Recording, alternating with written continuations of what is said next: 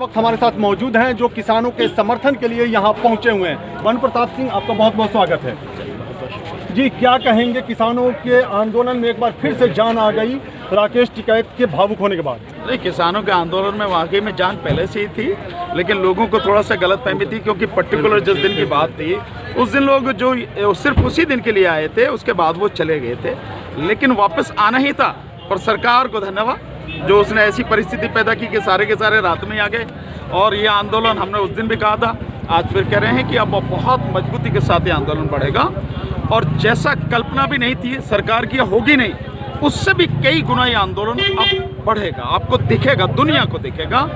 और ये आंदोलन अब जन आंदोलन बनकर आगे बढ़ने की तरफ अग्रसर हो चुका है। अच्छा, चूंकि आप वकील हैं तो थोड़ा सा इसके कानूनी पहलू को भी समझने की कोशिश की जाए। चूंकि ये सुप्रीम कोर्ट में भी मामला चल रहा है, क्या आप थोड़ा समझा दें हमारे दर्शकों को? देखिए, सुप्रीम कोर्ट में जहाँ तक मामला चलने की बात है, सुप्रीम कोर्ट के जो अधिकार हैं उसका ये है कि ये जो कानून बनाया है, ये इसकी संवैधानिक वैधता क्या है, कॉन्स्टिट्यूशनल वैलिडिटी क्या है, क्या ये कानून केंद्र ने जो बनाया है उसको इसे बनाने का अधिकार है, या उसने राज्यों का अधिकार छीनकर इसको बनाया है, और क्या ये कानून देश के हित में है? इतना ही देखना, इससे ज्यादा उसको नहीं देखना। सुप्रीम कोर्ट यहाँ कर क्या रही है?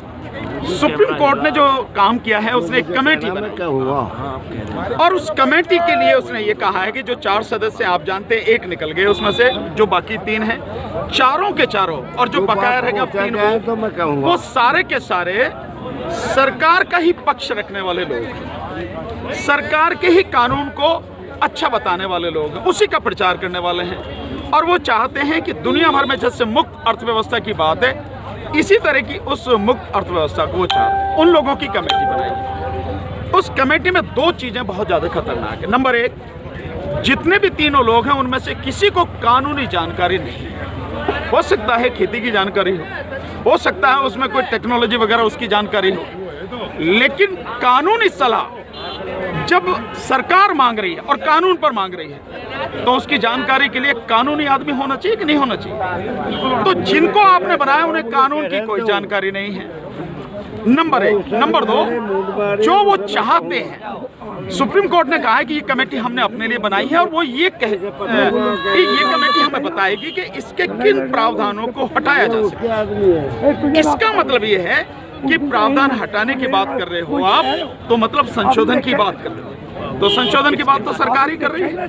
तो क्या ये माना जाए, क्या इससे ये बात सिद्ध नहीं होती कि जो बात सरकार कर रही है वही सुप्रीम कोर्ट कर रही है?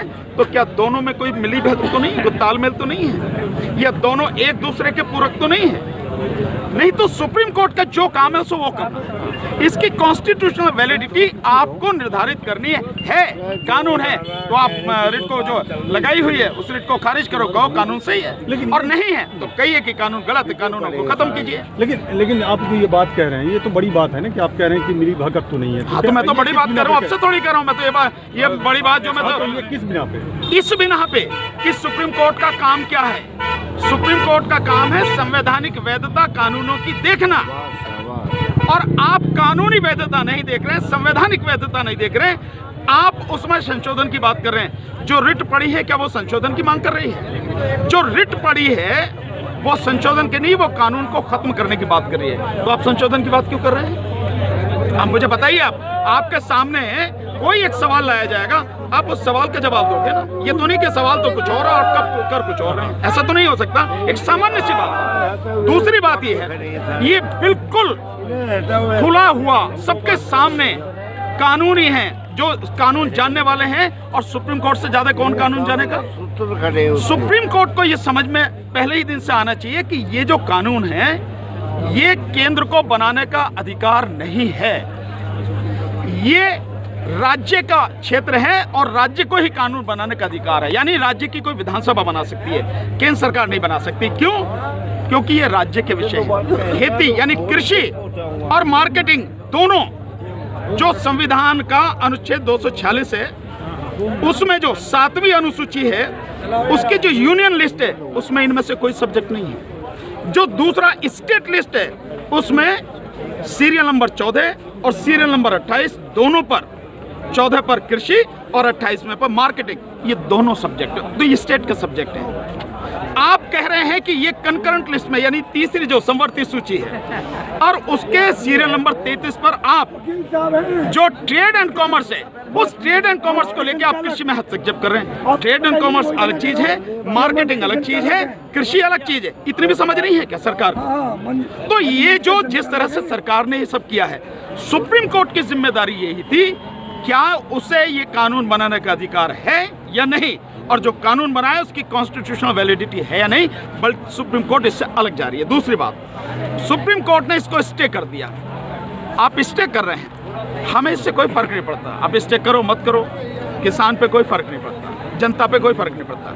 लेकिन जब आप स्टे करेंगे तो आप रीजन देंगे, कारण बताएंगे कि आपने स्टे क्यों किया है। अब सुप्रीम कोर्ट ने जो कारण बताया है, आपको सुन के हैरानी होगी, उस ऑर्डर की वो जो जजमेंट है जो दिया है कोर्ट ने, उसकी आखिर की 6-7 लाइन पढ़ी है। उसमें वो ये कहती है सुप्रीम कोर्ट, अब तो एक बहुत एक्स्ट्रा ऑर्डिनरी जो ऑर्डर पास हुआ है, किसान के नेताओं को खुश होना चाहिए, उनकी बड़ी जीत हुई है और उन्हें अपने साथियों को समझाना चाहिए कि भाई अब तो काम हो गया हमारा, अब चलो यहाँ बैठ के क्या करेंगे। तो क्या ये माना जाए कि जैसे सरकार इस धरने को उठाना चाहती है, आप भी उसी भाषा को बोल रहे हो, या आपके माध्यम से सरकार इस धरने को उठाना चाह रही है और आप वो आदेश देकर ये बात करना चाह रहे हो कि धरना उठे किसी भी तरह से? ये काम सुप्रीम कोर्ट का नहीं है और ये सुप्रीम कोर्ट के उन शब्दों से मैच नहीं करता जिसमें सुप्रीम कोर्ट ये कहती है कि धरना करना, प्रदर्शन करना, अपनी आवाज बुलंद करना, आंदोलन करना किसानों का या इस देश के किसी व्यक्ति का संवैधानिक अधिकार है। क्या इस प्रोटेस्ट की अगर वापस में तो अब कैसी रूपरेखा होनी चाहिए इस प्रोटेस्ट की? नहीं, रूपरेखा तो हम आपको कैसे बताएंगे रूपरेखा क्या होनी चाहिए? हम अपने आंदोलन को मजबूत करेंगे, ताकतवर बनाएंगे, कैसे बनाएंगे वो हमारा काम। ठीक है ना सर, थैंक यू, बहुत शुक्रिया।